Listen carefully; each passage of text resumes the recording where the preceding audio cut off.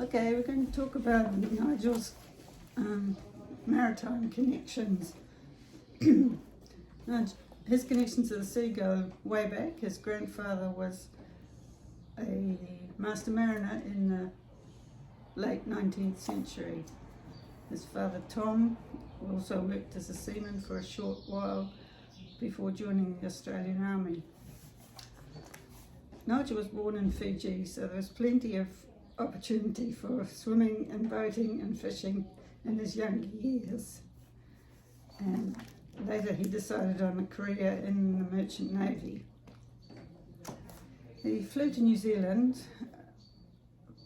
just before his 17th birthday to join his first ship, which was the Brisbane Star in Wellington. He was taken on as a cadet officer.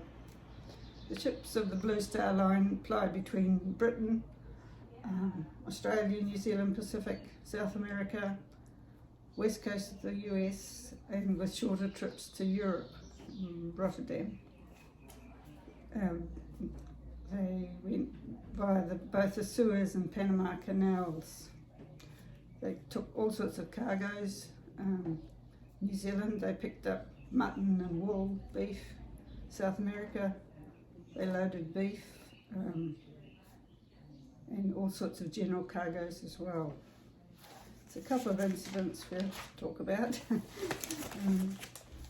On one occasion, the ship was carrying a cargo of Scotch whisky to the west coast of the USA, and the unloading was the job of the longshoremen, which are the equivalent of wharfies in New Zealand.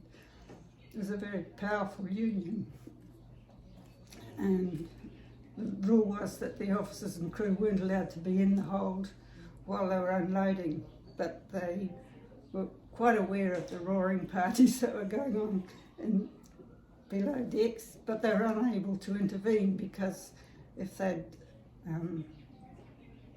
because it would have caused a general strike on the whole waterfront.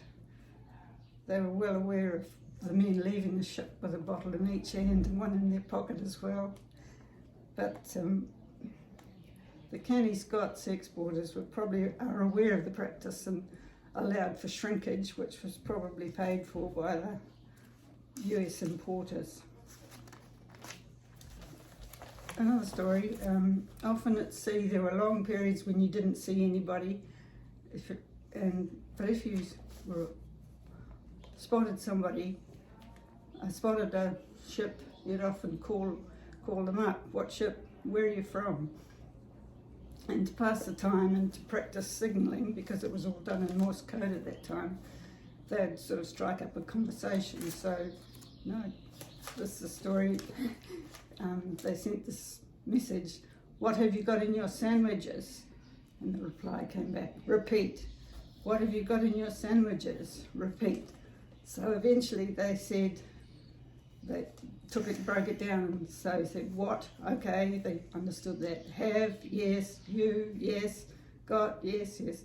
"In your sandwiches." Repeat. Sandwiches, repeat.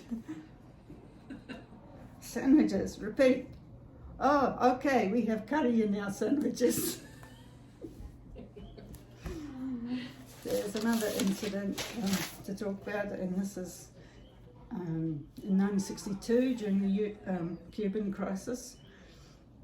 Nigel was on it wasn't the Ulster Star, was coming from Britain out to the Pacific, and they had cargo of wharf piles for Suva Wharf.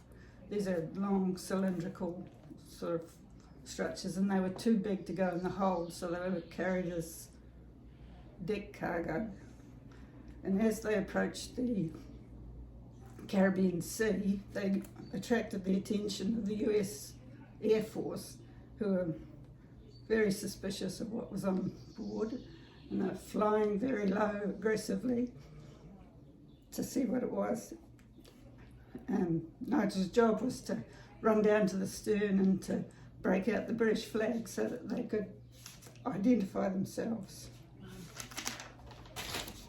And Nigel left the sea and decided to come to university at Auckland, but during his university holidays he sometimes was in charge of tourist ships around the Mamanusa Islands.